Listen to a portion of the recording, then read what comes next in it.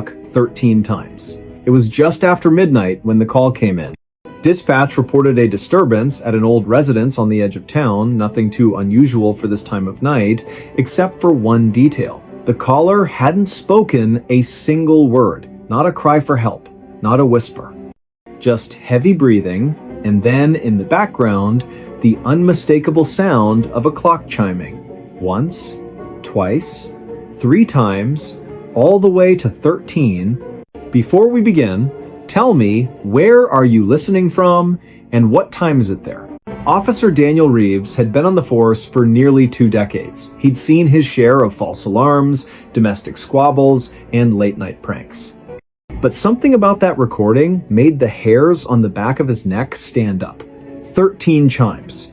No clock he'd ever encountered struck 13. Not in real life. Not unless something was very, very wrong. The house sat at the end of a long, overgrown driveway, shrouded by oaks that hadn't been trimmed in years. Its windows were dark, the paint peeling like dead skin. A rusted mailbox leaned sideways, its letters long faded. No car in the driveway, no lights on inside. Just silence, thick, suffocating silence. Reeves stepped out of his cruiser, hand resting lightly on his belt. The air was colder than it should have been for this time of year. He approached the front porch, boots crunching on brittle leaves. The wooden steps groaned under his weight, each creak echoing like a warning. He knocked. No answer. He tried the doorknob. Unlocked.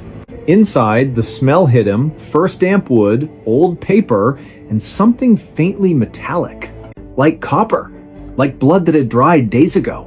The living room was frozen in time. A threadbare armchair facing a cold fireplace, a coffee table stacked with yellowed newspapers, a rotary phone off the hook, its cord dangling like a severed vein. And then he saw it. In the far corner of the room, standing against the wall like a forgotten heirloom, was an antique grandfather clock, tall, ornate. Its wood darkened with age, its face cracked but still legible. The hands were frozen at 12:59. Reeves frowned. If the clock had just chimed 13 times, why weren't the hands moving? He stepped closer. The floorboards didn't creak this time. It was as if the house itself was holding its breath. Then, without warning, the clock began to tick. Not the soft, rhythmic tick of a functioning timepiece. This was erratic, stuttering, like a heartbeat trying to restart after flatlining. Tick, tick, tick, pause, tick. Reeves reached for his radio. Dispatch, this is Unit 7. I'm inside the residence. No sign of the caller, but... The clock struck. 1. He froze. 2. His hand tightened on the radio. 3. The sound wasn't coming from the clock alone. It echoed from the walls, from the ceiling, from somewhere deep beneath the floor. 4. He backed away slowly, eyes locked on the clock face. 5. The minute hand twitched, then jerked forward past 12.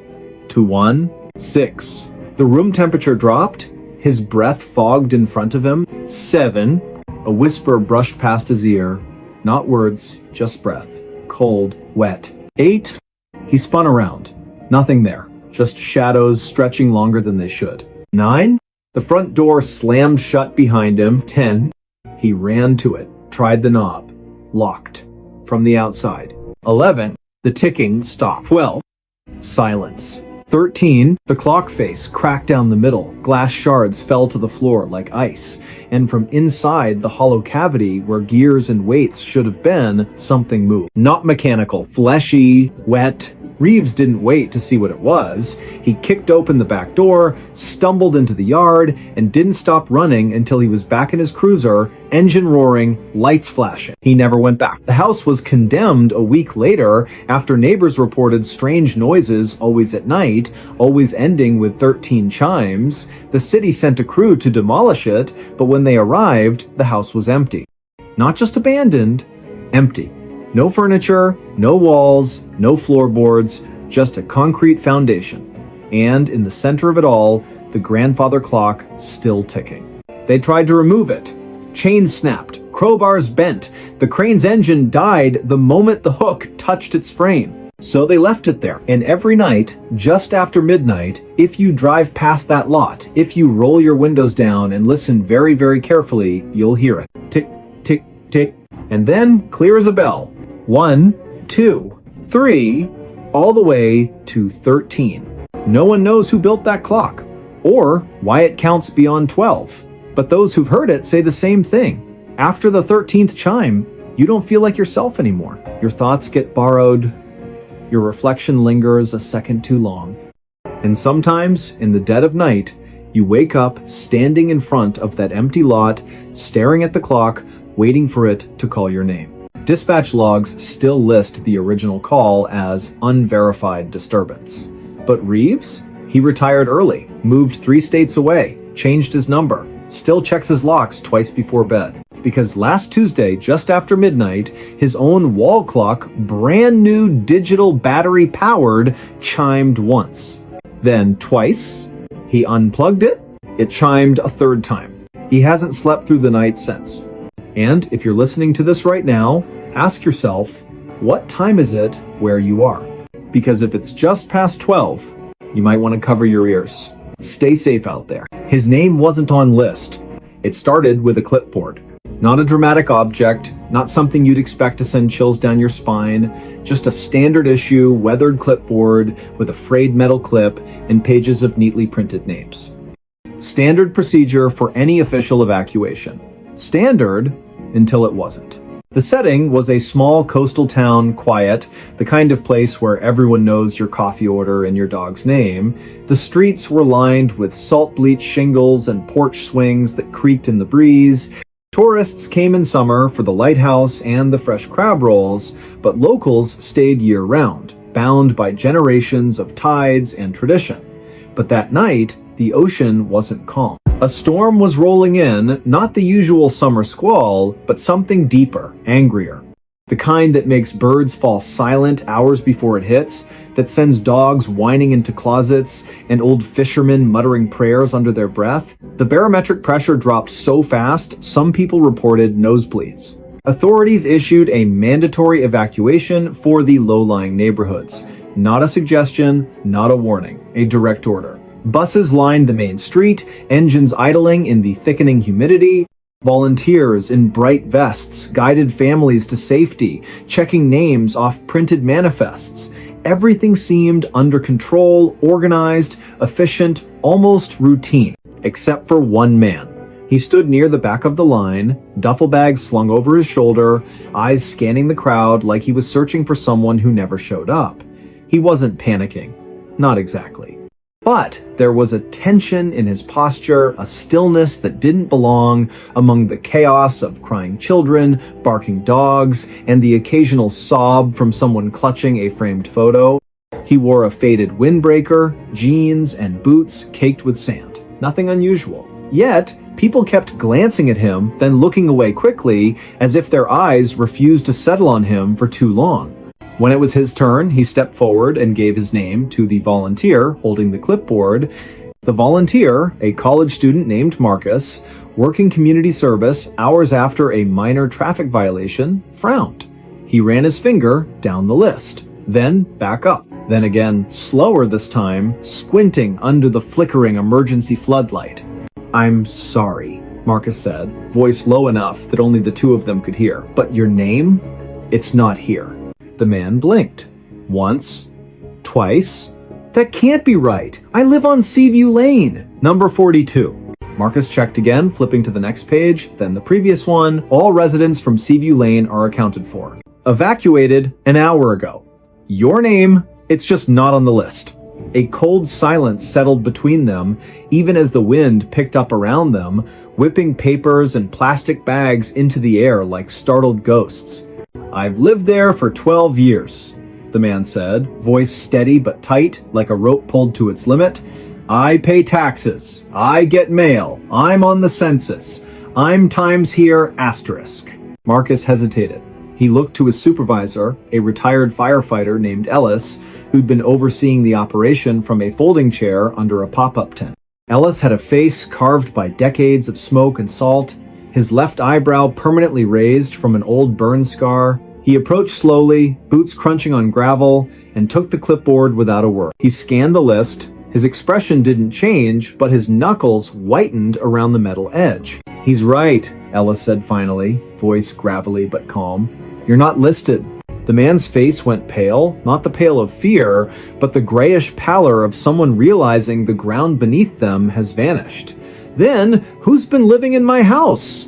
No one answered. Because the truth was, according to every official record, the utility company, the post office, the county assessor, even the local grocery store's delivery logs, number 42 Seaview Lane, had been vacant for over a decade. The previous owner, an elderly widow named Eleanor Voss, had passed away quietly in her sleep during a winter storm.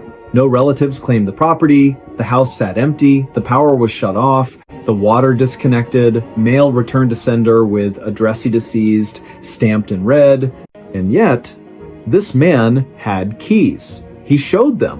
A keychain with a worn-down fob from a hardware store that closed 5 years ago, a spare house key with grooves smoothed by years of use, even a garage remote that still blinked green when he pressed the button. He pulled out his driver's license address matched. His phone showed recent photos, the living room with his dog on the rug, sunlight streaming through lace curtains, the kitchen with coffee mugs drying on the counter, a half-eaten apple beside the sink, the backyard where he'd planted tomatoes just last spring, their vines already heavy with green fruit.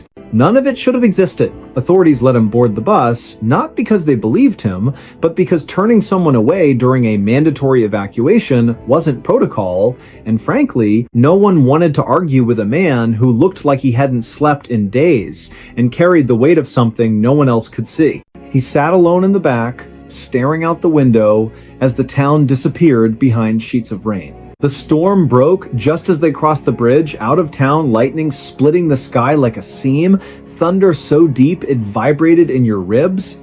He didn't flinch, just kept watching the rearview mirror as if expecting something to follow. The next morning, after the storm passed and the floodwaters began to recede, a team went to inspect Seaview Lane. Every house was intact, flooded in some cases, shingles torn off, porches washed away, but standing, except number 42. It was gone. Not destroyed, not collapsed. Asterisk. Gone asterisk, as if it had never been built. The lot was empty, overgrown grass, a single mailbox post leaning in the mud, but no foundation. No rubble? No sign a structure had ever occupied that space? Even the old oak tree that used to shade the front yard vanished. Roots, trunk, everything. They checked satellite imagery from the past 5 years. Nothing. No house, no driveway, no roofline, not even a shadow where one should have been. But the man's photos? Still on his phone. Clear, detailed, real. Timestamps verified by the device's internal clock. Geotags placed him squarely at coordinates that, according to every map, were just empty land. He was questioned for hours, polygraphed, his background checked by state and federal databases. No criminal record, no history of mental illness, no aliases. He worked as a marine biologist at the local university, specializing in deep-sea sediment analysis. Quiet, reliable, never missed a day of work. Colleagues vouched for him, described him as the kind of guy who brings soup when you're sick and never mentions it again. His dog, a golden retriever named Finn, was found wandering near the evacuation center, collar still on, leash trailing behind, muddy but unharmed. Finn's microchip registered to the same address. Now, here's where it gets stranger. A week later, a maintenance worker at the county records office was sorting through archived property files, paper backups, the kind no one looks at anymore, when he found something odd. Tucked into a folder labeled Seaview Lane Vacant Properties was a single sheet of paper, a handwritten addendum, dated just 3 days before the storm. It listed a new resident for number 42, name, the man from the bus. Occupation, marine biologist. Emergency contact, none. Signature at the bottom, but not his. The handwriting was identical to Eleanor Voss's, the one who died over 10 years ago. Same looping cursive, same slight tremor in the T-cross. The paper smelled faintly of salt water and lavender, her favorite scent, according to neighbors who remembered her tending roses in a wide-brimmed hat. The clerk showed it to his supervisor. The supervisor called the sheriff. The sheriff called the state archives. No one could explain how it got there. The file had been sealed since the property was declared abandoned. No one had accessed it in years. They tried to track down the man again. He'd vanished, left his hotel room without checking out, left his dog with a neighbor who'd only known him as the quiet guy from Seaview, left his job, his bank accounts untouched, his car parked at the university lot with a half-finished coffee in the cup holder. The only thing missing was the clipboard, or so they thought. Months later, a hiker in the northern woods over 200 miles away reported finding a backpack near an abandoned ranger station.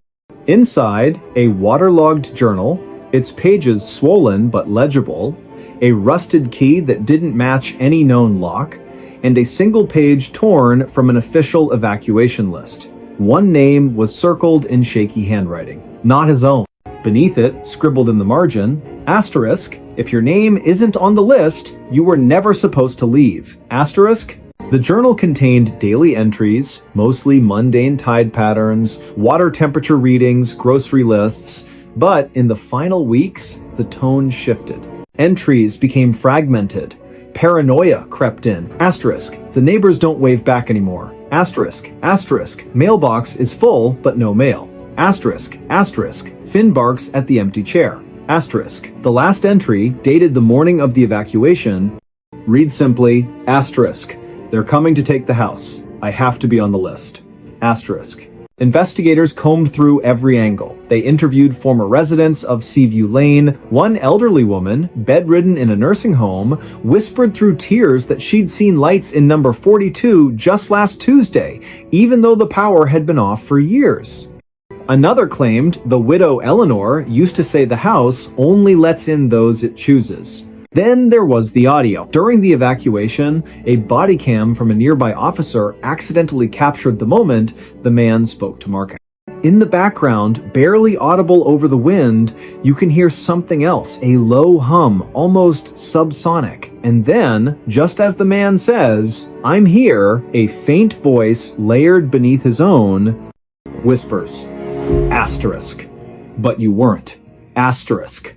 The recording was analyzed by 3 separate audio labs. All confirmed the second voice wasn't electronic interference, it matched no known voice in any database. And it spoke in perfect sync with the man's lip movements, except the words were different. To this day, no one knows how he got on that bus. No one knows who or what was living in that house.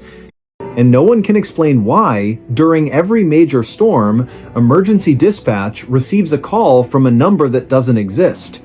A voice whispering just one sentence before the line goes dead. Asterisk. Check the list again. Asterisk. Some say the house wasn't erased. It just stepped out of time. That it exists in the gaps between breaths, between heartbeats, between the seconds when no one is looking. And the man? Maybe he wasn't the resident. Maybe he was the warning, a glitch in the system, a soul the house let go because it needed room for someone else. Because here's the thing they don't tell you about evacuation lists. They're not just about who's leaving. They're about who's allowed to. And if your name isn't there, maybe you were never really there to begin with. Maybe you were just borrowed. And maybe, somewhere out there, another clipboard is being prepared. Another storm is gathering. And another man is standing in line, heart pounding, hoping his name appears before the clock runs out. Stay safe out there. She woke in wrong house. It began with a headache. Not the sharp, stabbing kind, not the migraine that blinds you. This was deeper, like pressure building behind her eyes, as if her skull were slowly filling with wet sand. She'd gone to bed early, exhausted from a double shift at the hospital, and remembered little after her head hit the pillow. Just the hum of the ceiling fan, the soft weight of her cat curled against her ribs, and then nothing. Until she woke up. Cold linoleum beneath her bare feet, the smell of mildew and old wood, a dim yellowish light filtering through grimy windows she didn't recognize. She sat up slowly, heart hammering, and looked around. This wasn't her apartment. The walls were covered in faded floral wallpaper, peeling at the seams. A threadbare armchair sat in the corner, its stuffing leaking like entrails. On the coffee table, a chipped teacup, cold ash in the tray beside it, and a newspaper dated, but the ink smudged beyond reading. The air was still. Too still. No traffic outside. No distant sirens. No hum of the city she'd lived in for 7 years. She called out, "Hello?" Only silence answered. She checked her phone. Dead. No signal anyway.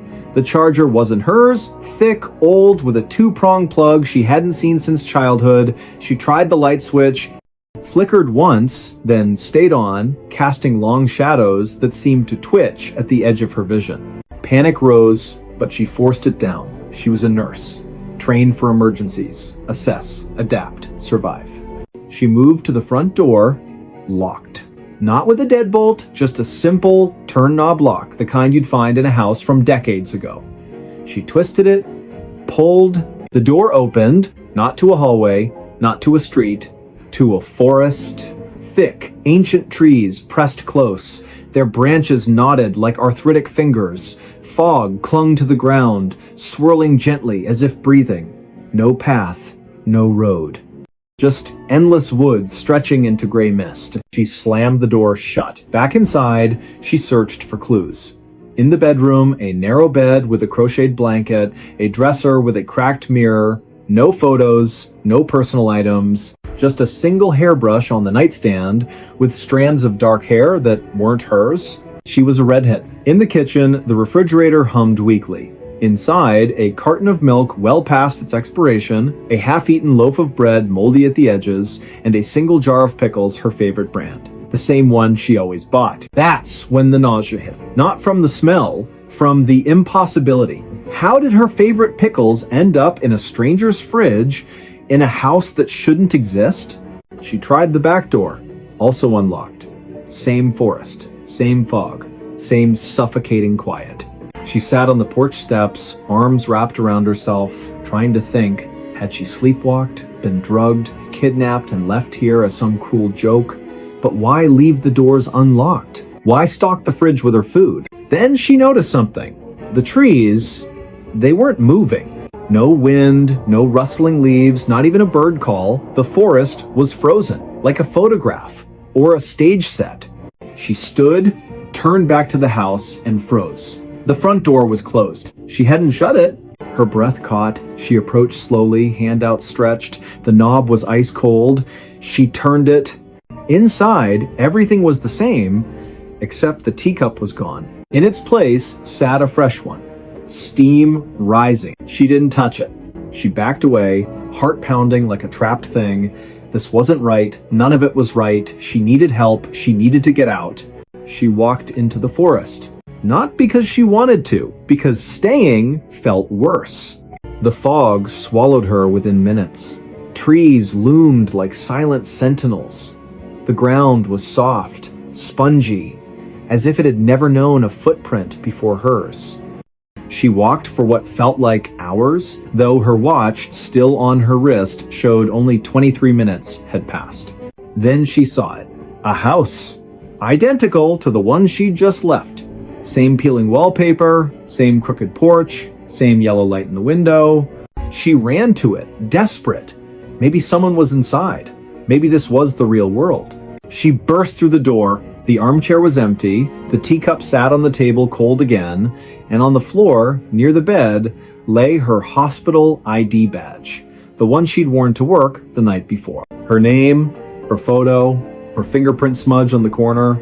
She picked it up, hands shaking. Then she heard it. A soft creak from the hallway. Footsteps. Slow, deliberate, coming closer. She ducked into the closet, holding her breath. The footsteps stopped outside the bedroom door. Silence. Then, a whisper so quiet it might have been her imagination. Asterisk. You're not supposed to be here. Asterisk. Not angry, not threatening, just sad.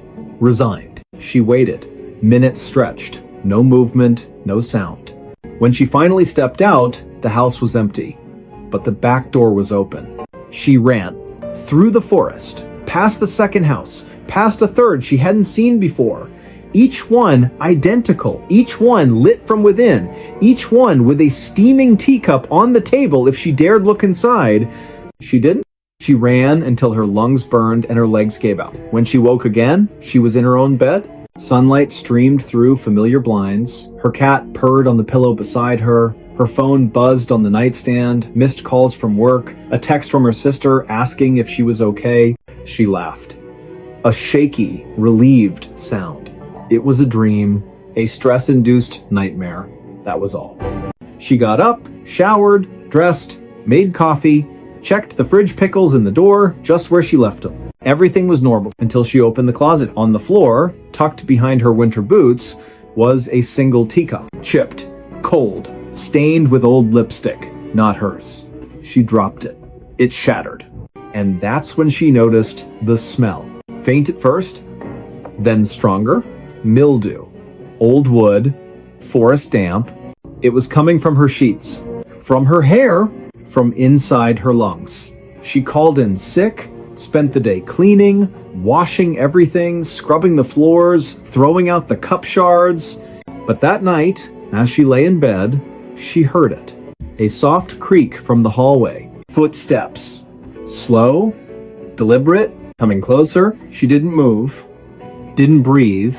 The doorknob turned, the door opened just enough to let in a sliver of darkness, and from the hallway, the same whisper. Asterisk, you left the door unlocked. Asterisk. She never slept in that apartment again. She moved across town, changed her number, avoided forests, stopped drinking tea. For months, nothing happened. Life returned to normal. She started to believe it was over. Then, last Tuesday, she woke up. Cold linoleum beneath her feet, faded floral wallpaper, and on the coffee table, a fresh teacup. Steam rising, her favorite pickles in the fridge, and outside the window, the same endless forest waiting. Only this time, she didn't run, because deep down, she knew she hadn't woken up in the wrong house. She'd woken up in the only Times house that remembered her, and it wasn't going to let her go again. Police reports list her as a missing person now. Her apartment sits empty, untouched. But neighbors say they sometimes see a light on late at night. And if you press your ear to the door, just after midnight, you can hear two voices, one tired, one calm, talking softly over tea. One asking to leave, the other always answering the same way. Asterisk, but you're already home. Asterisk, stay safe out there. The road ended in nowhere. It started with a wrong turn, not the kind you correct with a quick U-turn and a muttered curse. This was deeper, subtler. The kind that doesn't feel wrong until it's far too late to turn back. Trucker Marcus Bell had driven this stretch of highway more times than he could count. Route 87, cutting through the high desert plateau, was his regular run between the distribution hub and the regional warehouse near the state line. Flat, empty, predictable, just the way he liked it. No traffic, no distractions, just the hum of diesel, the glow of the dashboard, and the open road stretching into the horizon like a promise. But that night, something was off. He'd left the depot at dusk as usual, checked his load, confirmed his GPS, set the cruise control. The first 2 hours passed without incident, radio playing low, coffee in the thermos, stars beginning to prick through the violet sky. Then, around mile marker 214, his GPS flickered. Just once. A brief stutter, the screen went black for half a second, then rebooted. When it came back, the route had changed. Not by much, just a slight reroute cutting through County Road K19 instead of staying on the main highway. Faster route, the voice said, calm and synthetic. Estimated time saved? 11 minutes. Marcus frowned. He knew K19. It was a gravel service road, barely maintained, used mostly by ranchers and survey crews, not rated for 18-wheelers. But the GPS insisted, and honestly, he was tired. 11 minutes sounded good. He took the turn. At first, it seemed fine. Gravel crunched under his tires, fence posts lined the road, spaced evenly, bleached white by the Sunday the moon was full, casting long silver shadows across the sagebrush. He rolled down his window, let the cool desert air rush in. Then the fence posts stopped. Not gradually, not fading into the distance. They just ended. One post, then nothing. As if someone had drawn a line in the sand and said, "This far and no further." He slowed. The road kept going, still gravel, still straight, but the landscape changed. The sagebrush thinned. The ground grew smoother, almost paved, though it was still dirt. No tire tracks, no footprints. Nothing had passed this way in a long, long time. His radio crackled static, then silence. He tried switching stations. Nothing but white noise. He checked his phone. No signal, not even the faintest bar. He kept driving. What else could he do? Turn around on a narrow road in the dark? Risk getting stuck? He'd push forward, find the next junction, loop back. But the road didn't bend, didn't curve, didn't intersect with anything. Mile after mile, the same flat expanse stretched in every direction. No hills, no lights, no stars directly overhead, just a strange, milky haze that dimmed the constellations like a veil. Then his odometer stopped. Not malfunctioned, not frozen, it simply ceased to count. The number stayed fixed at 3,842.6 miles, no matter how far he drove. He tapped the dashboard. Nothing. His watch, too, had stopped. Hands frozen at 1:17 a.m. He felt a cold prickle at the base of his skull. He pulled over, stepped out into the silence. Not the peaceful quiet of the desert. This was different, thicker, heavier, like sound itself had been swallowed. He shouted just to hear his own voice. No echo. He walked to the edge of the road, shined his flashlight into the brush. The beam didn't scatter. It just ended. About 20 feet out, the light vanished, as if hitting an invisible wall. He turned back to his truck, and that's when he saw it. The road behind him was gone. Not blocked, not washed out. Gone. Where his tire tracks should have been, there was only smooth, undisturbed earth flat, featureless, stretching back into the haze like a blank page. His truck sat alone on a ribbon of gravel that led forward, but had no past. Panic clawed at his throat, but he forced it down. He was a professional. He'd handled blowouts, brake failures, even a coyote running under his wheels. This was just disorientation. A trick of the light. Fatigue. He got back in, started the engine, and drove forward. Faster now. Desperate. The road stayed straight. The haze thickened. His headlights began to dim, not from battery drain, but as if the darkness was absorbing the light. Then, up ahead, something appeared. A sign. Weathered wood, no reflectors, hanging crooked on a single post. He slowed as he approached. It read, in peeling white paint, asterisk, asterisk, end of road, asterisk, asterisk. Below it, hand scratched into the wood, someone had added, asterisk, asterisk, turn back while you still can. Asterisk, asterisk. But there was nowhere to turn. He stopped the truck, sat there for a long time, engine idling, hands gripping the wheel. Then, against every instinct, he stepped out again, walked to the sign, touched it. The wood was cold, damp, and covered in tiny scratches, not from weather, but from fingernails. Dozens of them. Hundreds. He looked past the sign. The road didn't stop. It just faded. The gravel became dust. The dust became nothing. And beyond that, pure, empty white.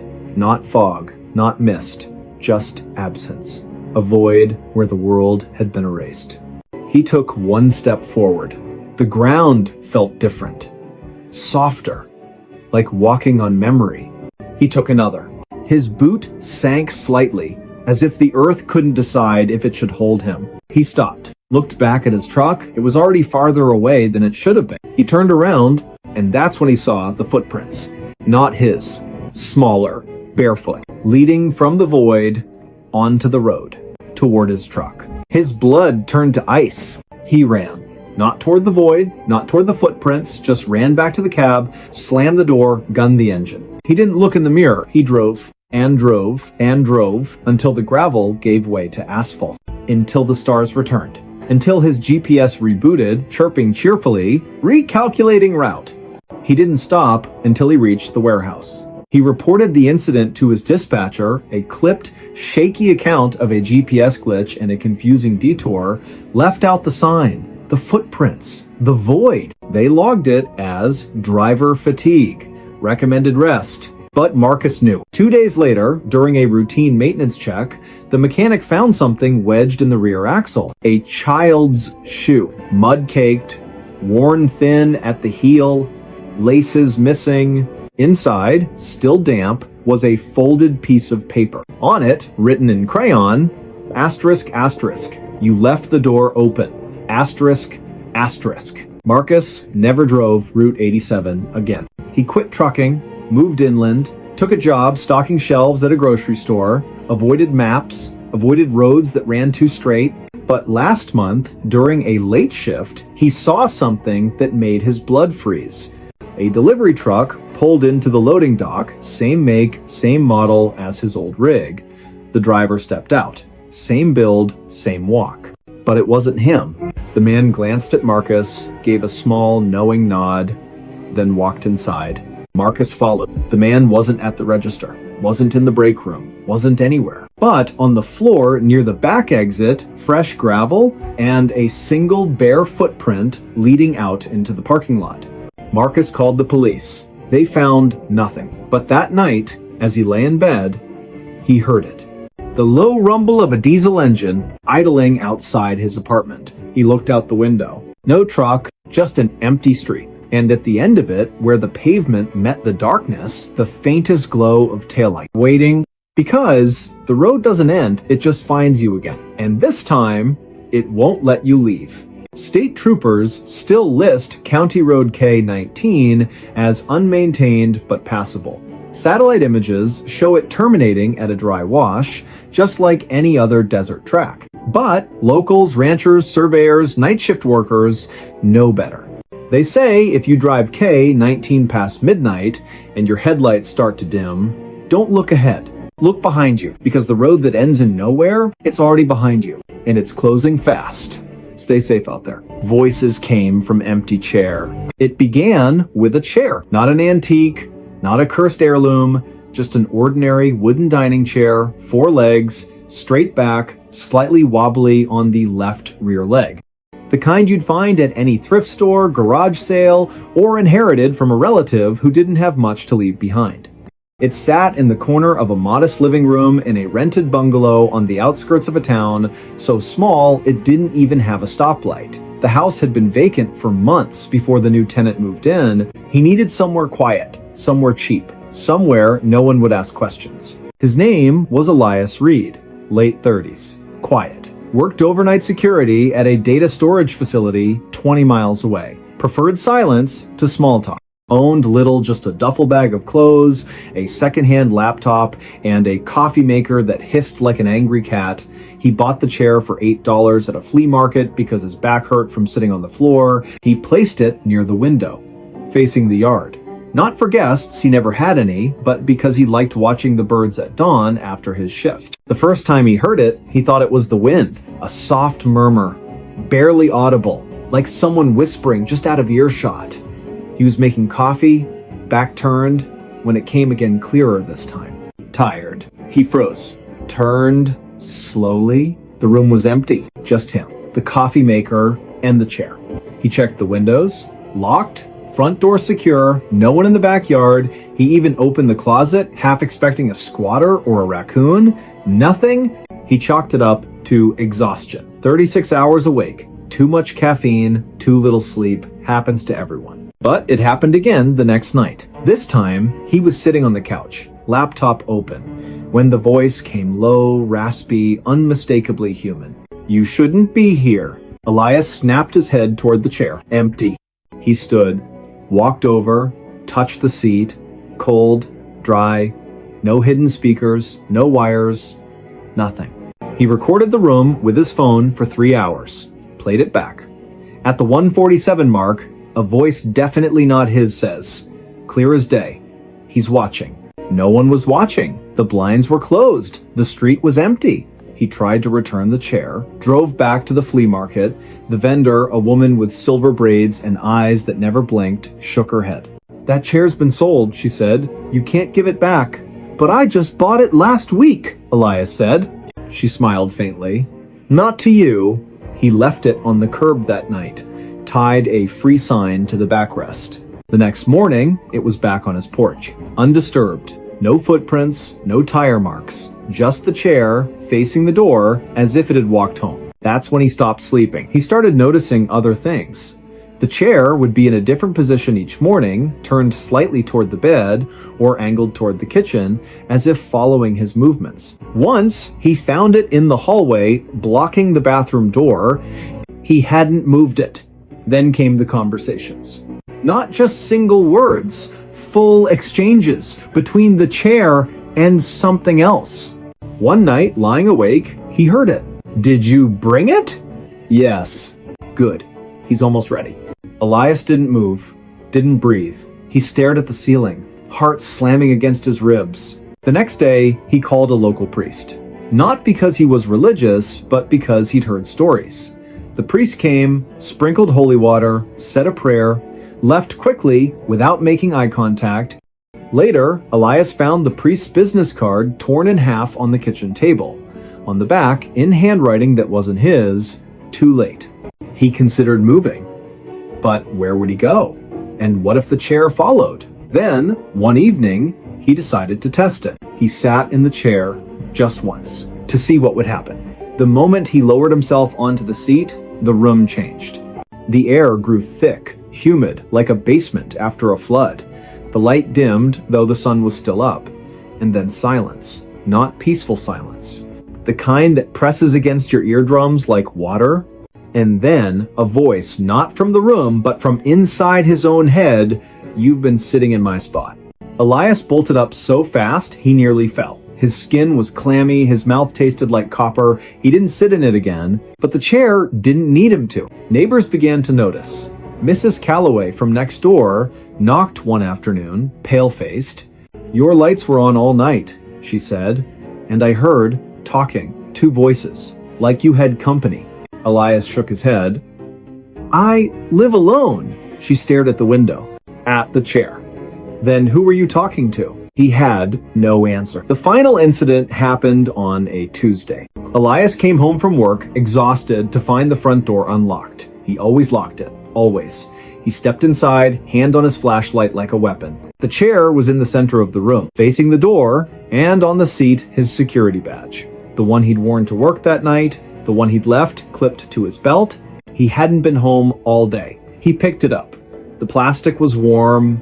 Then the voice came, not a whisper, not a murmur, but a full sentence, spoken with calm certainty. "You don't need to go back." Elias backed out of the house, didn't pack, didn't call anyone, just got in his car and drove until the gas ran low. He never returned. The landlord found the house empty a week later. No note, no forwarding address, just the chair, still in the living room, and a single coffee cup on the table, half full, cold, but not stale, as if it had been poured that morning. The landlord threw the chair away, hauled it to the dump himself, but 2 days later, it was back on the porch. He burned it, built a small fire in the backyard, doused it in lighter fluid, watched the wood blacken and curl. The flames hissed, the legs cracked. For a moment, he thought he heard a sigh, but it might have been the wind. He buried the ashes. A month passed, no incidents. He rented the house to a young couple. They moved in on a Saturday. By Sunday night, they were gone. Left everything, clothes, dishes, even their cat. The only thing missing, the dining set they'd brought with them. In its place, in the exact center of the room, sat a wooden chair. 4 legs, straight back, slightly wobbly on the left rear leg, and on the seat, a child's drawing crayon on lined paper, a house, a tree, 2 stick figures holding hands, and in the corner, a third figure sitting in a chair facing away. Beneath it, written in shaky letters, asterisk asterisk, he's still here, asterisk asterisk. Police reports list Elias Reed as a missing person. No evidence of foul play, no financial distress, no known enemies. His car was found abandoned near a state park, keys in the ignition, engine cold. His phone last pinged near the county line, but the tower data was corrupted, unreadable. But dispatch logs tell a different story. 3 nights after he vanished, at exactly 2:18 a.m., a call came in from his home number. No one spoke, just breathing. And in the background, 2 voices. One tired, one calm. Arguing over who gets to sit down, locals avoid that house now. The porch sags, the paint peels, but every full moon, if you drive past and glance through the front window, you'll see it. The chair, always facing the road, always empty. But if you stop your car, roll down your window, and listen very, very carefully, you'll hear it. A whisper. Soft, patient, inviting. Go ahead, it says. Take a seat. And if you do, you might never get up again. Because some chairs aren't meant for the living. They're waiting for someone to fill the silence. Stay safe out there. He found her diary yesterday. It started with a box. Not a suspicious package. Not a locked chest. Just a plain cardboard moving box left on the curb outside a recently vacated apartment complex in a quiet neighborhood where nothing ever happened. The kind of place where mail carriers wave, dogs bark at squirrels, and the biggest drama is whether the recycling gets picked up on Wednesday or Thursday. The man who found it, Daniel Mercer, wasn't looking for anything. He was just walking his dog, a scruffy terrier named Rook, after a long shift at the municipal water treatment plant. He liked these walks. Predictable, calm, the kind of routine that kept the noise in his head at bay. He'd moved into the complex 6 weeks earlier after his divorce. Needed a fresh start, a blank wall, a quiet room. The box sat tilted against a storm drain, damp from overnight rain, its flaps half open. Most people would have walked past, but something about it, the way it seemed out of place, the way the streetlight caught a glint of something inside, made him stop. He nudged it with his boot. Inside, a tangle of old clothes, a cracked picture frame, a hairbrush with strands of dark hair, and near the bottom, a small leather-bound journal. He almost left it. But Rook sniffed the box, then whined a low, uneasy sound the dog only made when something was wrong. Daniel picked up the journal. It was heavier than it looked. The leather was worn soft at the edges, the spine cracked from use, no name on the cover, just a faint scent of lavender and something sharper underneath like pencil lead and dried tears. He took it home. Not because he wanted to snoop, but because it felt wrong to leave it in the rain. He told himself he'd turn it in to the leasing office in the morning. That was all. But that night, unable to sleep, he opened it. The first page was dated simply asterisk, day 1, asterisk, no year, no month, just day 1. The handwriting was neat at first, almost clinical, but grew increasingly frantic as the entries went on. The early pages described ordinary things, grocery lists, weather observations, a neighbor's cat that kept stealing her socks.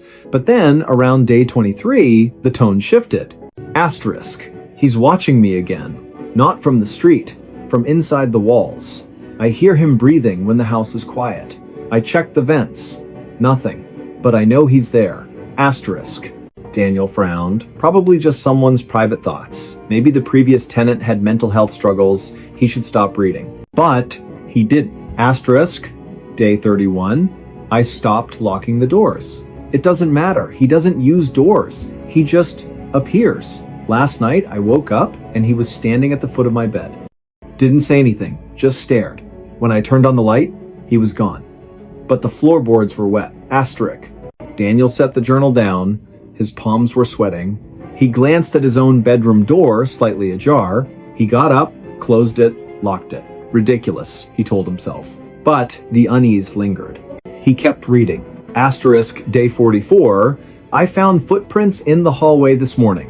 Bare feet.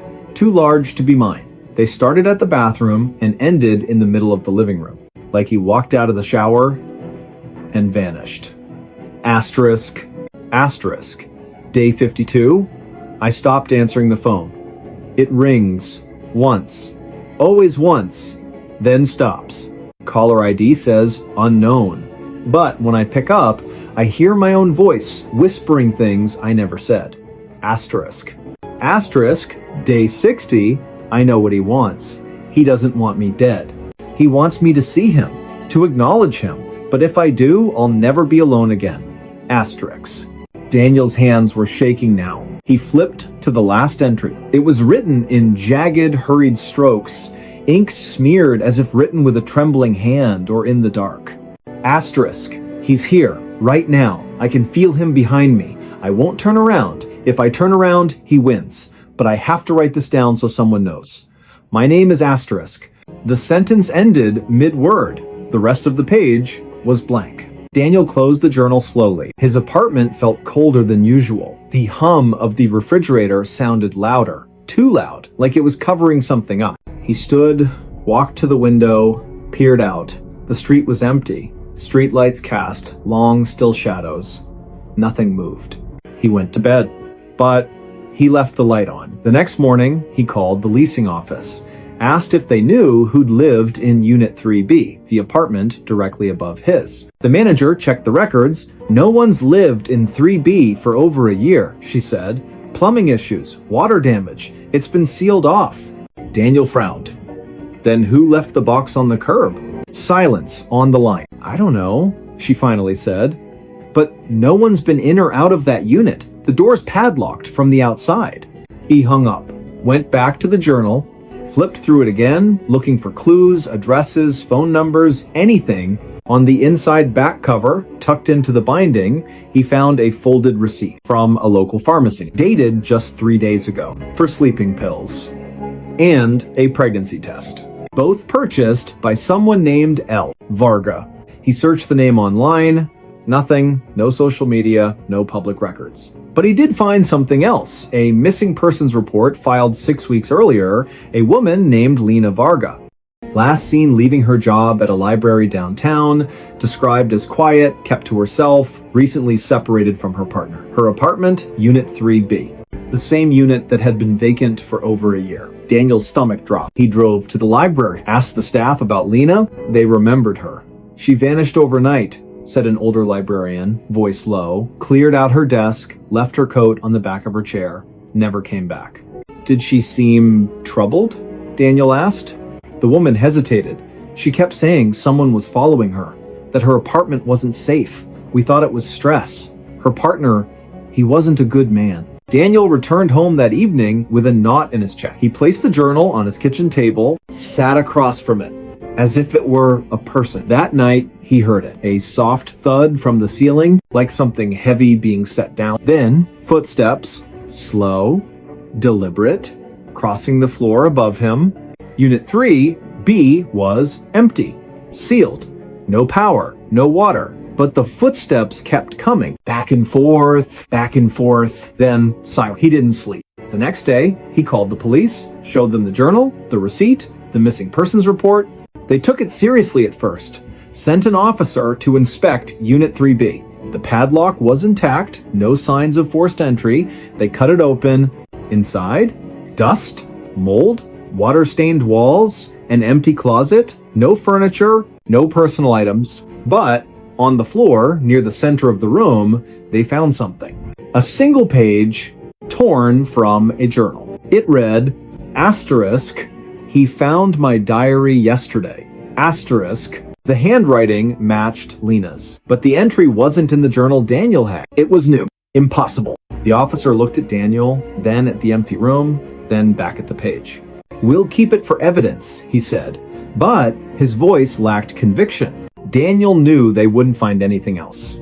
That night, he packed a bag, booked a motel on the other side of town, but as he zipped his suitcase, he heard it again.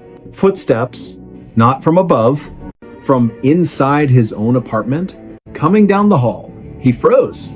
The doorknob to his bedroom turned. Slowly. He backed into the corner, heart pounding. The door opened. No one there. Just the journal lying on his bed. Open to a new page, one he hadn't seen before. In fresh ink, still slightly damp, it read, asterisk. Now he knows my name. Asterisk. Daniel ran, left everything behind. He didn't stop until he crossed the state line, changed his number, shaved his beard, took a job under a different name at a remote gas station, avoided cities, avoided apartments, slept with the lights on.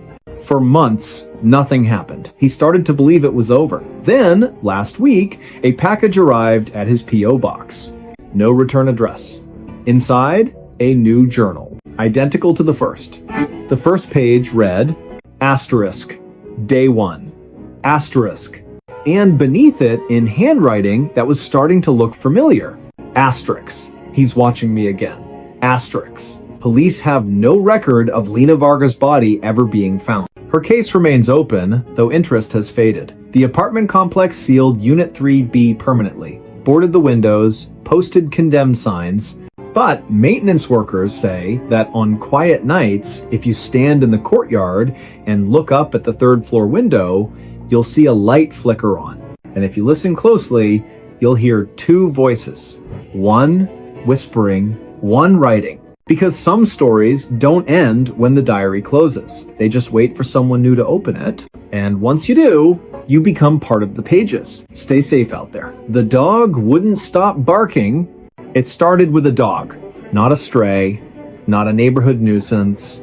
A German Shepherd named Coda, 8 years old, retired K9 from the county sheriff's department, adopted by a quiet man named Raylan Briggs after a career-ending injury during a suspect pursuit.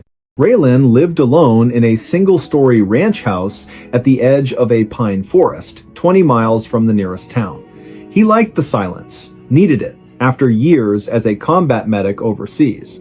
Coda was his shadow, loyal, calm, trained to detect threats before they happened, which is why, when Coda started barking at nothing, Raylan knew something was wrong. It began on a Tuesday night, just after midnight. Raylan was reading in his armchair, lamp casting a warm pool of light, rain tapping softly on the roof. Coda lay at his feet, ears perked but relaxed, until suddenly he bolted upright, hackles raised, and let out a deep, guttural bark toward the back door. Raylan set his book down. "Easy, boy," he said. Coda didn't stop. He barked again and again. Not the alert bark he used for raccoons or delivery trucks. This was different, urgent, almost desperate, like he was trying to warn someone who wasn't listening. Raylan checked the backyard through the glass door. Nothing. Just the rain, the swaying pines, the dark. He opened the door. "Go on," he said. "Do your business." Coda didn't move. He stood rigid, eyes locked on the tree line, lips curled back in a silent snarl. Raylan stepped outside, flashlight in hand. The beam cut through the downpour, sweeping across the wet grass, the woodpile, the old shed. No movement, no eyes reflecting in the dark, no scent of another animal. He called Coda. The dog backed away from the door, still growling low in his throat, and refused to go back inside until Raylan physically guided him. That night, Coda didn't sleep. He paced the house, front window, back door, hallway, living room, stopping every few minutes to stare at a wall or a corner, ears twitching as if tracking something invisible. Raylan checked every lock, every window, even the attic hatch, all secure. The next night, it happened again. Same time, same intensity, but this time Coda barked toward the hallway closet. Not the front yard, not the woods. The closet, Raylan opened it. Coats, boots, a broken vacuum, nothing out of place. Coda lunged forward, barking so hard his whole body shook until Raylan pulled him back. By the third night, Raylan hadn't slept in 72 hours. Neighbors started complaining. One left a note on his door, asterisk, "Your dog's been howling all night. Please control him." Asterisk. But Coda wasn't howling. He was barking. At specific thing. At 12:07 a.m., the hallway mirror. At 12:19 a.m., the basement stairs. At 12:33 a.m., the empty armchair. Each time, Raylan would investigate. Each time, nothing. Then, on the fourth night, Coda did something new. He stopped barking, stood in the center of the living room, stared at the ceiling, and whined. A soft, broken sound Raylan had never heard before, not in war zones, not during thunderstorms, not even when Coda got shot. Raylan followed his gaze. The ceiling was plain white drywall, no stains, no cracks. But as he watched, a single drop of water fell. Clink. On the coffee table, he frowned. It hadn't rained in 2 days. He climbed into the attic. Dust, insulation, old boxes. And in the center of the floor, fresh footprints, bare feet, too large to be his, leading from the attic access panel to the spot directly above his bed. Raylan's blood ran cold. He called the sheriff. Deputies came, searched the property, checked the attic, swept the woods, found nothing. No signs of trespassing, no forced entry, no evidence anyone had been there. One deputy, a former K9 handler himself, knelt beside Coda. "He's not barking at animals," the man said quietly. "He's barking at something he can't chase, something that doesn't leave tracks." Raylan didn't sleep that night. He sat in the armchair with a shotgun across his lap, Coda at his side, both of them watching the dark. At exactly 12:03 a.m., Coda's head snapped toward the front door. Not barking, just staring, ears flat, tail stiff. Raylan stood slowly, walked to the door, looked through the peephole. Nothing. He opened it. The porch was empty. But on the welcome mat soaked through, though the sky was clear, was a child's mitten. Muddy. Torn at the thumb. Raylan had no children, no visitors. He picked it up with a gloved hand. Inside, Coda was trembling. Not from fear, from rage. The next morning, Raylan drove to the local historical society. Asked about the land his house was built on. The archivist, an elderly woman with thick glasses, flipped through property records, then paused. "This parcel, it wasn't developed until the late 80s, she said. Before that, it was part of the Holloway property. They lived here for generations." She lowered her voice. "Their youngest son disappeared in the winter of, well, it doesn't matter when. He was 6 years old. Vanished from his bedroom. They searched for weeks, never found him. The family moved away. The house burned down a year later, accidental fire, they said." Raylan's throat tightened. "How old would he be now?" he asked. She did the math silently. "About your age," she said. Raylan left without another word. That night, he didn't turn on the lights. Sat in the dark with Coda, waiting. At 12 a.m., the barking started again. But this time, it wasn't at the walls. It was at Raylan. Coda stood 3 feet away, eyes locked on him, barking sharp, warning barks as if Raylan were the threat. Raylan froze. "Coda, it's me," he whispered. The dog didn't stop. Then, slowly, Raylan felt it, a presence behind him. Not a sound, not a smell. Just weight, like the air had thickened. He turned. The armchair was empty, but the cushion was indented, as if someone had just stood up. Coda barked harder. Raylan backed into the kitchen, grabbed his keys, and left. He spent the night in his truck at a 24-hour diner. Coda sat in the passenger seat, eyes on the rearview mirror the entire time. The next day, Raylan called a contractor. "I want cameras," he said. "Motion sensors, floodlights, everything." They installed them that afternoon. By nightfall, the house was wired like a fortress. Raylan sat in the living room, laptop open, feeds from every angle displayed on screen. 11:58 p.m. Coda lay at his feet, tense but quiet. 11:59 p.m. The dog's ears twitched. 12 a.m. Coda erupted into barking, furious, panicked, staring at the hallway. Raylan checked the camera feed. The hallway was empty. But then, on the thermal overlay, the system detected a heat signature. Human-shaped, standing in the hallway, not moving, just watching. Raylan's breath caught. He zoomed in. The figure had no face, no features, just a blur of warmth where a person should be. And then, as if sensing the camera, it turned toward the lens, toward Raylan. Coda lunged at the screen, barking so hard he choked. Raylan shut the laptop. He couldn't stay. He packed a bag, loaded Coda into the truck, and drove through the night. He didn't stop until he reached his sister's house 3 states away. For 2 weeks, Coda was calm. No barking, no pacing, just sleeping at the foot of the guest bed, sighing in his sleep like a dog finally at peace. Raylan started to believe it was over. Then, on the 15th night, Coda woke up, stood in the middle of the room, stared at the closet, and barked.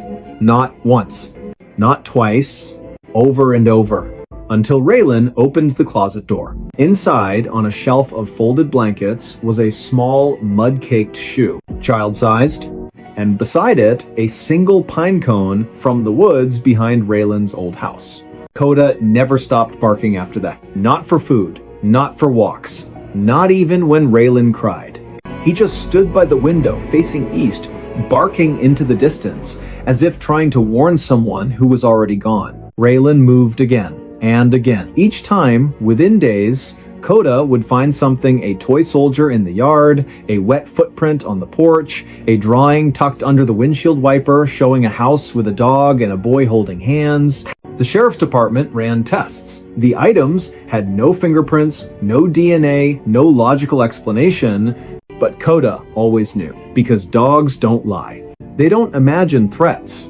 They sense what's real even when it shouldn't be. Raylan eventually stopped running. He returned to the house, not because he wanted to, but because Coda refused to leave the driveway, sat there for 3 days, barking at the front door, until Raylan finally opened it. Inside, everything was as they'd left it. Dust on the tables, mail piled up, and in the center of the living room, the armchair facing the door. Waiting, Raylan sat in it. Coda lay at his feet. And for the first time in months, the dog was silent, because he wasn't warning anyone. He was guarding. Neighbors say the lights are on every night now, and if you drive past after midnight, you'll see 2 figures in the window, 1 man, 1 dog, watching the tree line, waiting, because whatever came that first night, it never left. It just learned to be quiet. But Coda still hears it, and he won't stop barking until it's gone for good, or until no one is left to hear him. Stay safe out there.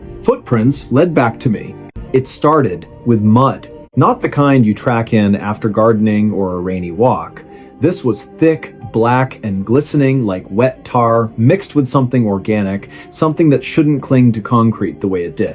It appeared on the back porch of a small, isolated cabin nestled deep in the pine barrens of northern county land. The cabin had no neighbors for miles. No streetlights, no cell service, just trees, silence, and the occasional cry of a distant owl. The man who lived there, Elias Crow, was a cartographer by trade, though he hadn't taken a job in over a year. He'd come here to map nothing, to disappear.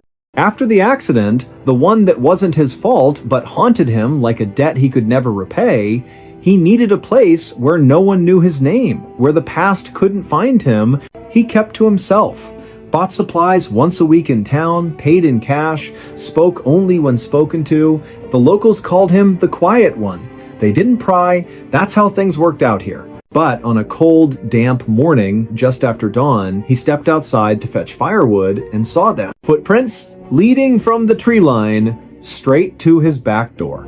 Not deer, not coyote, human. Bare feet, each print deep, as if the person had been carrying something heavy or running. Elias frowned.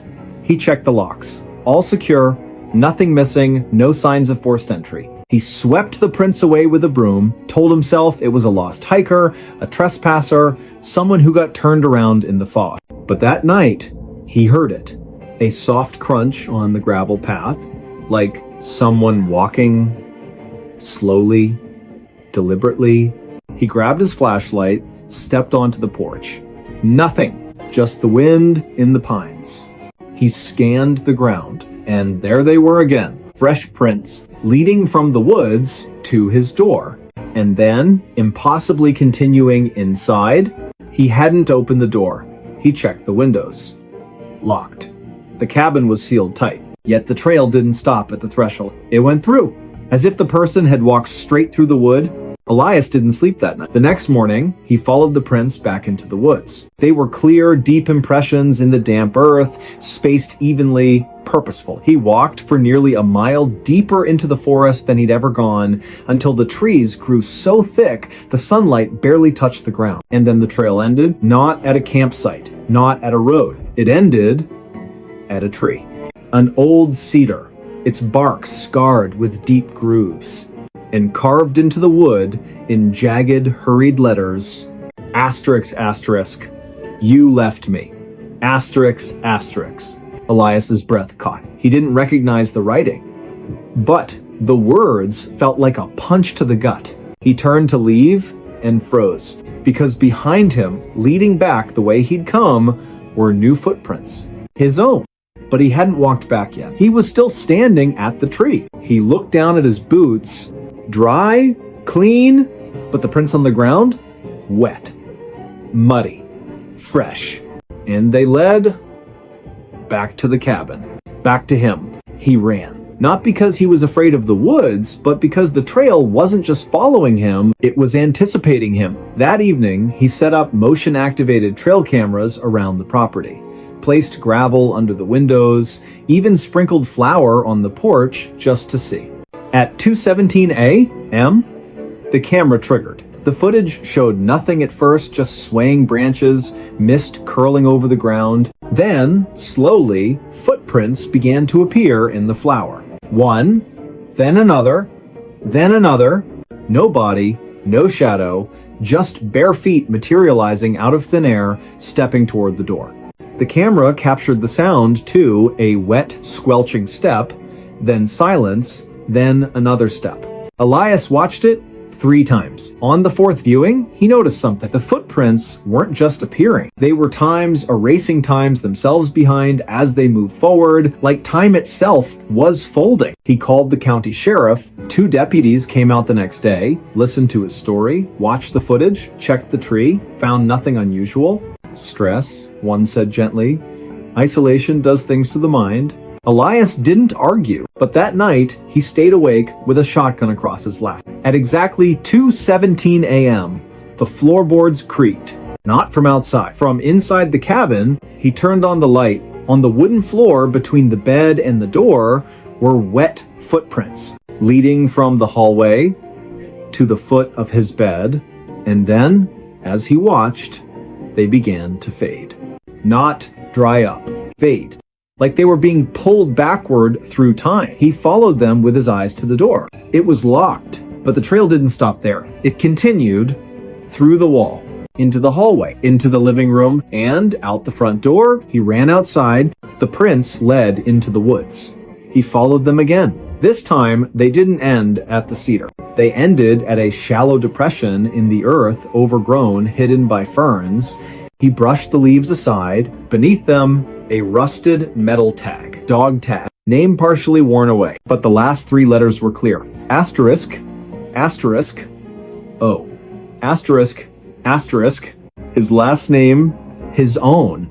He dropped it like it burned, because he'd never owned a dog. Never served in the military. Never worn a tag, but the accident, the one he never spoke of, involved a vehicle. A rainy night, a sharp curve, and a passenger who didn't make it. A passenger whose name started with J, whose last name was also Crow. His younger brother, they never found the body. Just the car, upside down in the ravine, driver's seat empty, passenger side caved in. Elias had walked away with a concussion, broken ribs, and a silence he'd carried ever since. He'd told investigators he blacked out, that he woke up alone, that he didn't know what happened to his brother.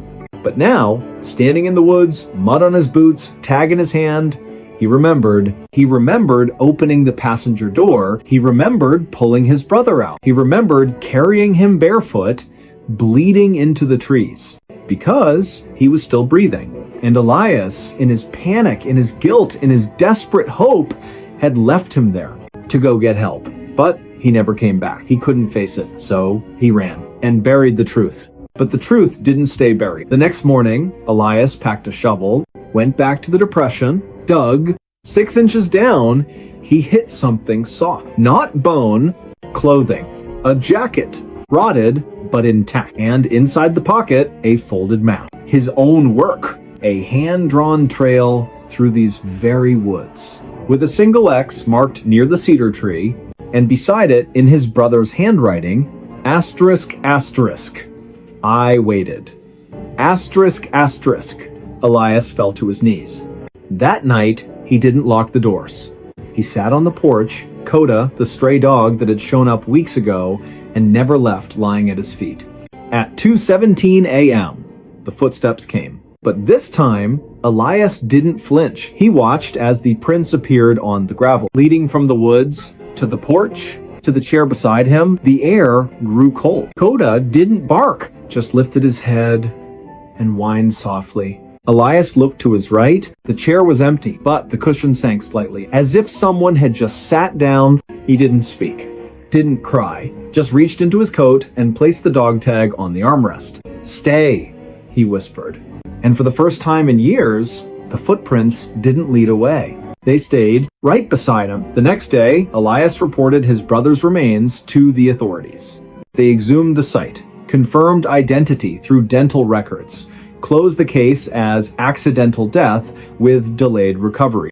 The X plays the pass of the do that Riauer but the deputies noticed something odd. The footprints around the cabin, they never found any. Not on camera, not in soil samples, not in any official record.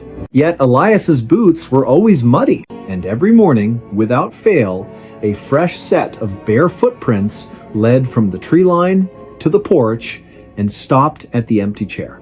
Neighbors say Elias still lives in the cabin. He's quieter than ever. But if you pass by at dawn, you'll see two figures on the porch. One man, one shadow, sitting in silence. Because some paths don't lead away from the past. They lead you back to it. And sometimes the footprints aren't chasing you. They're waiting for you to catch up. Stay safe out there.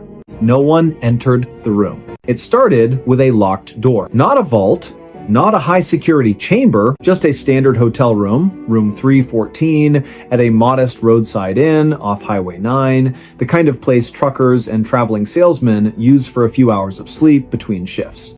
The building was old but clean, with thin walls, humming fluorescent lights, and a front desk clerk who barely looked up from his crossword puzzle. The guest who checked in that evening gave his name as Marcus Vale, paid cash, asked for a room on the third floor, away from the elevator. He carried a single duffel bag, wore a faded windbreaker, and spoke with the quiet exhaustion of someone who'd been driving for days. The clerk didn't think much of him, just another face in a long line of transient souls. Marcus took the key actual metal, not a card, and went upstairs without a word. He locked the door from the inside, not just the latch, the deadbolt too. Then he pushed a heavy wooden chair under the knob, the way people do in movies, the way he'd done every night since it began. He didn't turn on the light, just sat on the edge of the bed, back straight, eyes fixed on the door. He didn't sleep. He never did. At exactly 3 a.m., the knocking started. Not loud, not frantic. 3 soft raps, pause 3 more. Like someone polite, patient, certain they'd be let in. Marcus didn't move. He knew better. The knocking stopped after a minute. Silence returned. He exhaled. Then, on the other side of the door, he heard breathing. Slow, wet, close. Like someone had pressed their face against the peephole. Marcus clenched his fists. He stayed like that until dawn. When the sun rose, he removed the chair, unlocked the door, and stepped into the hallway. Empty. No one in sight. He went downstairs, returned the key, and left without breakfast. The clerk barely noticed. But later that day, during routine cleaning, the housekeeper found something strange. The room was immaculate, bed made, trash empty, towels unused, but on the floor, directly in front of the door, was a single set of footprints, muddy, bare feet, leading right up to the threshold, and stopping, as if whoever made them had simply vanished. She reported it to the manager. They checked the security footage from the third floor hallway. Clear as day, Marcus Vale entered room 314 at 8:47 p.m. No one else approached the door all night. No staff, no guests, no shadows. At 6:12 a.m., Marcus exited alone. But the camera showed something else. At 2:04 a.m., the door handle moved just slightly, as if someone inside had tried to open it. But Marcus never touched it, and no one came from outside. The manager reviewed the footage 3 times. Each time, the same result. No one entered the room. Yet, the footprints were real. The housekeeper swore on her life she hadn't tracked mud in. They deep cleaned the carpet. 2 nights later, another guest stayed in 314. A retired school teacher named Helen Price, she locked her door, as she always did. At 3 a.m., she heard the knocking. 3 raps, pause, 3 more. She called the front desk. "Someone's at my door," she said, voice trembling. The clerk checked the monitor. "No one's there, ma'am." She looked through the peephole. Nothing.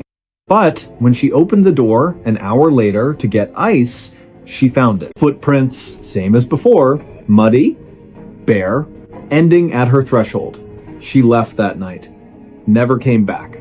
The inn's owner, a pragmatic man named Dale Mercer, didn't believe in ghosts. He believed in bad plumbing, faulty wiring, and overactive imaginations. But when 3 more guests reported the same thing, same time, same knocking, same footprints, he started to wonder. He installed a new camera inside room 314, hidden in the smoke detector wired directly to his office. Then he left the room vacant for a week. On the 8th night, he reviewed the footage himself. The room sat empty. Dust motes floated in the moonlight. The chair remained under the desk, the bed untouched. At 2:03 a.m., the knocking began. Not on the audio feed, just the visual. But the door handle turned slowly. The deadbolt slid open by itself. The chair under the knob didn't move, yet the door cracked open just an inch. Then closed. No hand, no tool, no string. Nothing. And on the carpet, as if painted by an invisible brush, footprints appeared. One, then another, walking from the door to the center of the room. They circled the bed, stopped, then walked back to the door and vanished. Dale watched it 6 times. Each time, his hands shook more. He called the local sheriff. Deputies came, swept the room, checked for hidden panels, pressure plates, even drone interference. Found nothing. The room was solid concrete and drywall, no crawl spaces, no vents large enough for a cat. No one entered the room, the lead deputy said, echoing the hotel log. But the footprints were photographed, logged, filed. Then came the call from Marcus Vale. 3 weeks later, he'd checked into a motel 50 miles away, left a message on Dale's voicemail.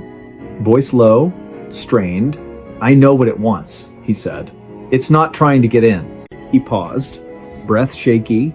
"It's trying to get out." The line went dead. Dale tried calling back. Number disconnected. He never heard from Marcus again. But the incidents didn't stop. Guests avoided room 314. The inn eventually sealed it, padlocked the door, covered the peephole, posted a "do not use" sign.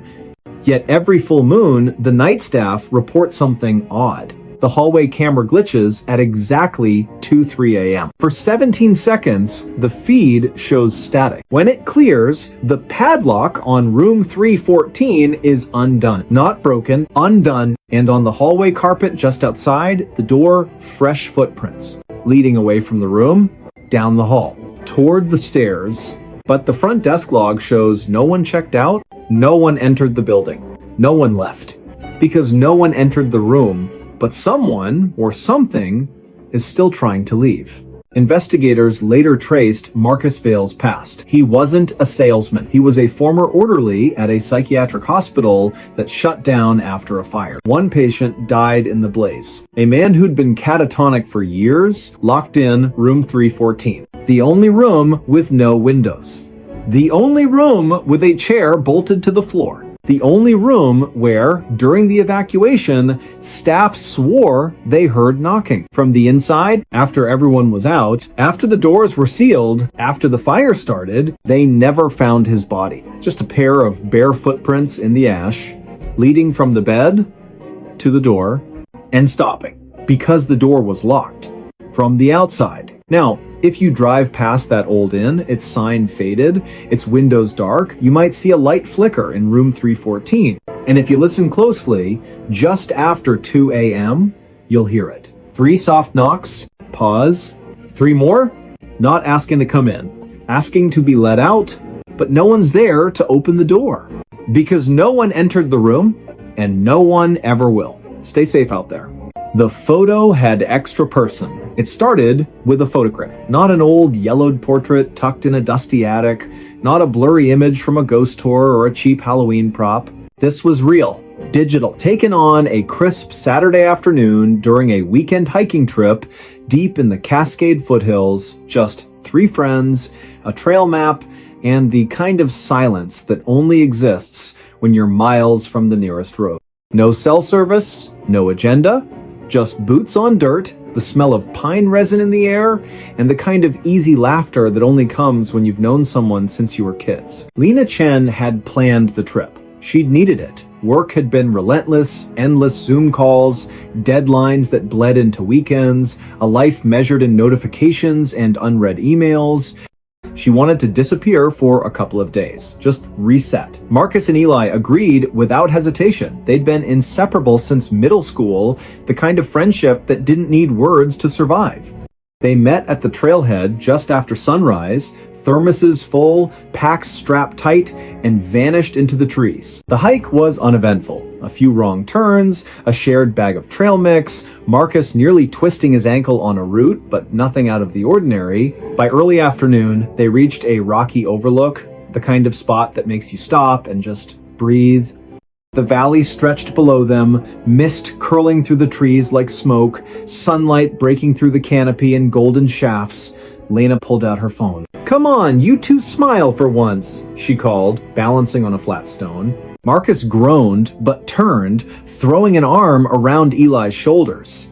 Eli rolled his eyes, but grinned anyway. They struck their usual pose, the one they'd done since high school graduation, since road trips and late-night diner runs and hospital waiting rooms. Lena snapped the photo. One shot. Perfect lighting. No need for a second. That night, back at the rented cabin, wood stove crackling, rain tapping the roof, Lena uploaded the day's photos to her laptop while the guys played cards at the kitchen table. She scrolled through them absently, Marcus tripping, Eli mimicking a squirrel, a blurry shot of a hawk overhead. Then she reached the group photo. She froze. Her finger hovered over the track. Behind them, in the shadowed tree line, just to the left of Eli's shoulder, stood a fourth figure. Tall, thin, dressed in dark, nondescript clothing that seemed to absorb the light rather than reflect it, not blurred, not a trick of motion, fully in focus, as if they'd been standing there, posing. Lena's stomach dropped. She zoomed in. The figure's hands hung at their sides, head tilted slightly, not looking at the camera, looking at times her asterisk. "Guys," she said, voice low. They looked up. She turned the screen. Marcus leaned in. "What the hell?" Eli squinted. "Is that a hiker?" "No one was on that trail," Lena said. "We didn't see a single person all day." They checked the metadata, timestamp 2:14 p.m. GPS coordinates matched the overlook exactly. No filters, no editing. The photo was raw, straight from her phone's camera roll. "It's gotta be a double exposure," Marcus insisted. "Or lens flare." But Lena knew better. She'd been facing that exact patch of woods for nearly a full minute before taking the shot. She would have seen someone. She would have felt someone. They deleted the photo, went to bed, but the next morning, Lena opened her cloud backup just to confirm it was gone. It was there. And the figure was clearer, not because the image had changed, but because the shadows had shifted. Now, the face was partially visible, pale, gaunt, eyes wide open, staring directly into the lens. She didn't tell the guys. Instead, she ran a reverse image search. Nothing. Posted it anonymously to a well-known paranormal forum under the title asterisk. "Hiking photo, anyone seen this before?" Asterisk. Within hours, replies flooded in. Most were jokes. "Your new hiking buddy. Ghost tour guide. That's just Dave. He's always photobombing." But one message stood out. Sent from an account with no profile, no history, no IP trace. It read, asterisk. "That's not a person. That's a placeholder, and it's still looking for you." Asterisk. Lena deleted the post, blocked the account, told herself it was nonsense. That night, she woke to a sound. A soft tap on her bedroom window. She lived on the second floor of a quiet apartment complex. No trees nearby, no fire escape. She pulled back the curtain. Nothing. But on the glass, fogged slightly from the cool night air, was a handprint. Small, delicate, not hers. And below it, written in the condensation, Asterisk, asterisk. I was in the photo too. Asterisk. She packed a bag before dawn, stayed with a cousin across town, changed her number, avoided mirrors, avoided group photos, avoided forests. For 3 weeks, nothing happened. Then, during a team lunch at work, someone took a picture of the office crew outside the building just